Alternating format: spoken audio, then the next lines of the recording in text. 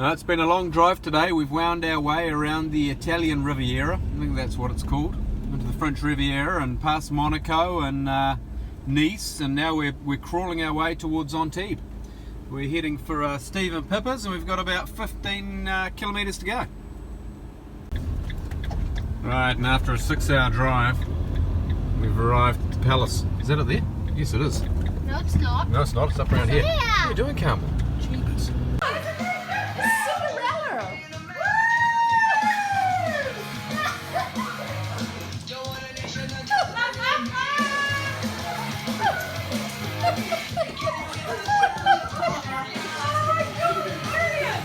Cheese!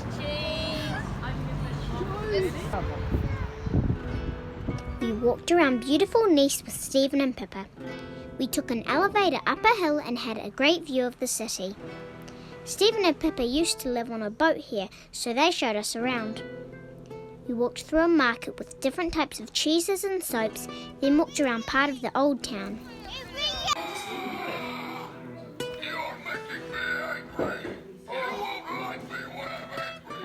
I got stripes in my head. I said stripes. Stripes? What's a stripe? I said stripes. So I can push Oh, straight. We took Lily to her weekly horse riding and she was really good. She rode her horse around the track slowly and then sped up to a canter. She was riding a horse called Pirate.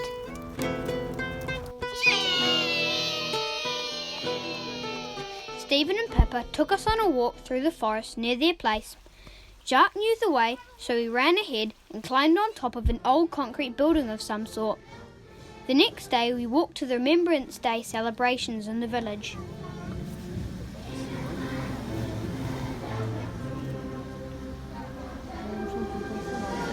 Dot on their own so much. I just need to, it's just standing out. That looks better to me, looks a bit more blended.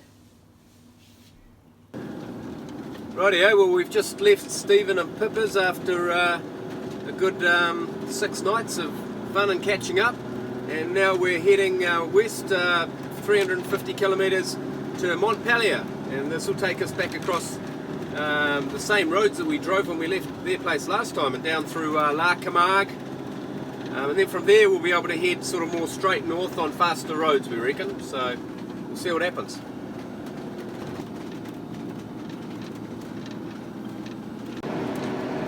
Right, well we've just got to the La Camargue. Now it looks like there's a whole lot of toys here, although they might be called something else.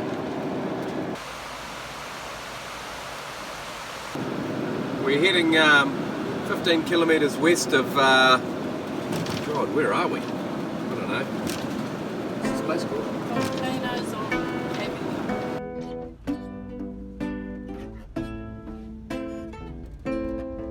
Avenue. Right, so we're sort of on our way back up to Paris and stopped at a place called Puy de Dome, which is a volcanic area in France with a number of volcanoes, and Puy de Dome is the biggest one at about 1460 metres or something. So we've parked here and we're going for a walk. There's a dusting of snow, which is quite exciting, and I think it's going to get a little bit thicker as we go. And there's cloud on the top, so I don't know how much we'll see. The snow thickened as we went up the Puy de Dome. It began as a dusting of white powder and then it turned to ice covering the track. It slowly built and was caked on the trees. Then it began to snow. At the top of the mountain it was windy and everything was white.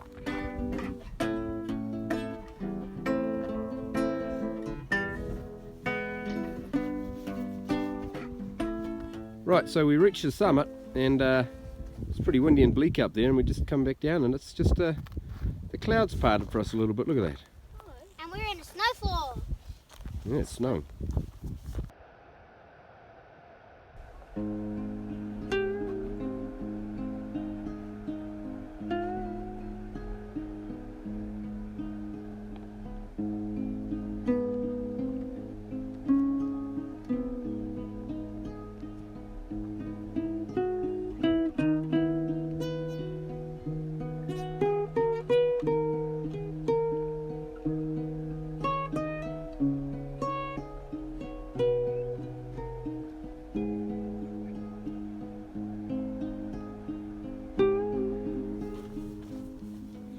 I was relieved that we left because my hands were cold right through.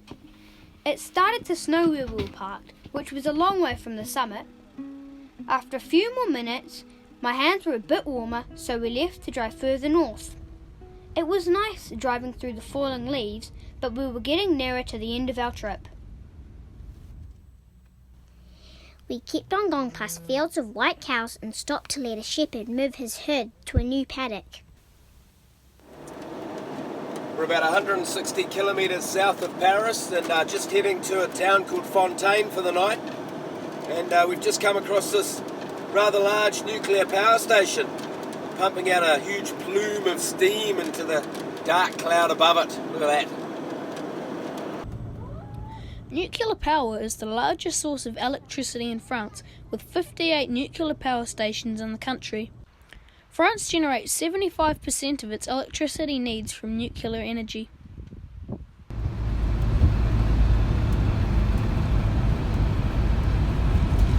So we've come into Paris this morning, just before dawn, and managed to come here on the 1-year anniversary of the Yellow Jacket protests. So there's heaps of police everywhere.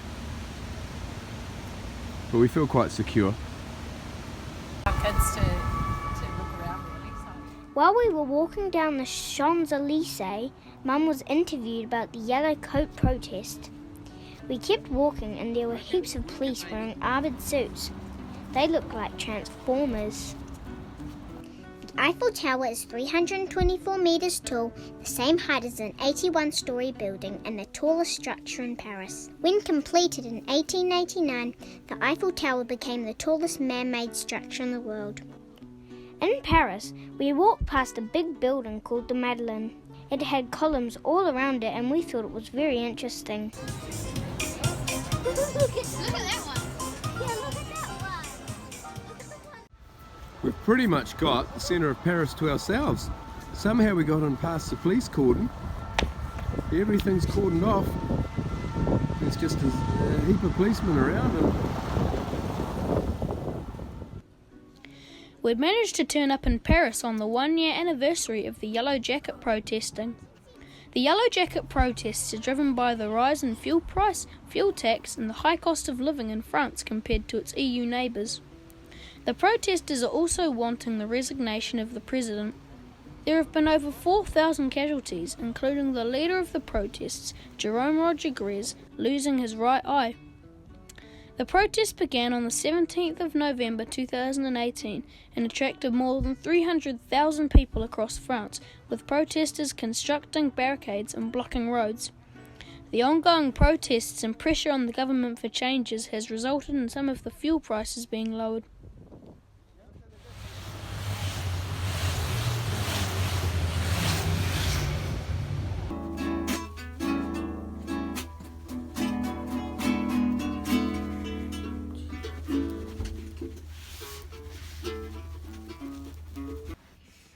Ashley's just eating mushrooms.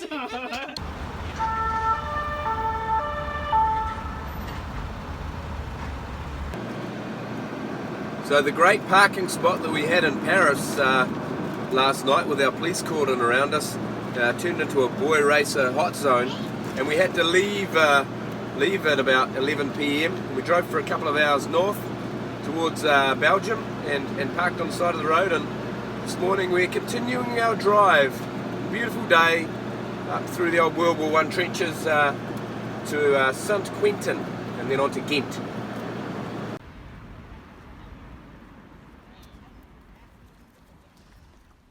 We drove back to the place called Ghent in Belgium, where Mum and Dad had been when they came here 20 years ago. The Belgian flag was officially adopted on January the 23rd, 1831. It was designed to signify Belgium's recognition as an independent country. Black, gold and red are symbolic of the country's coat of arms. Black representing the shield, gold the lion and red the lion's claws and tongue. I liked all of the old buildings built right up to the edges of the old canals.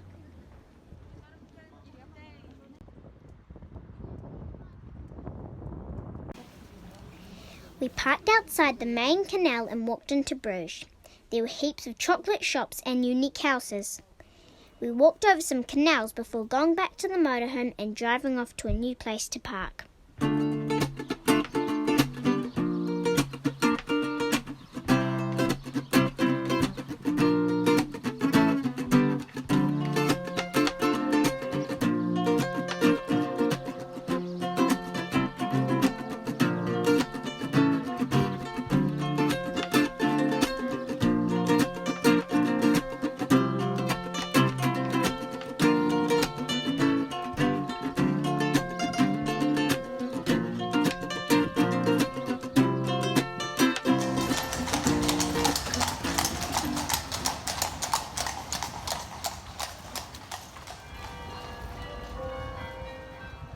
Bruges is the capital and largest city of the province of West Flanders in Belgium. In Bruges there are about 300,000 inhabitants. The area of the city amounts to about 14,000 hectares. Along with a few other canal-based northern cities such as Amsterdam and St. Petersburg, Bruges is sometimes referred to as Venice of the North. Bruges has most of its medieval architecture intact, making it one of the best preserved medieval towns in Europe.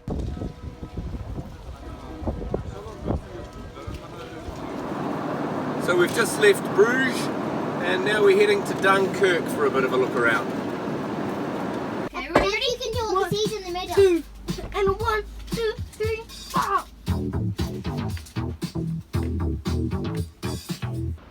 And there's the view down the beach at Dunkirk where all the action happened those years ago.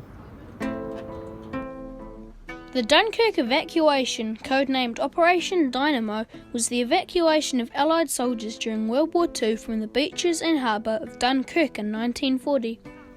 The Allies were losing the war and had been pushed back to the coast by the Germans and had to be evacuated. 338,000 troops were evacuated over a period of 8 days using 693 vessels, 311 of them privately owned. This was the largest and most successful evacuation in history.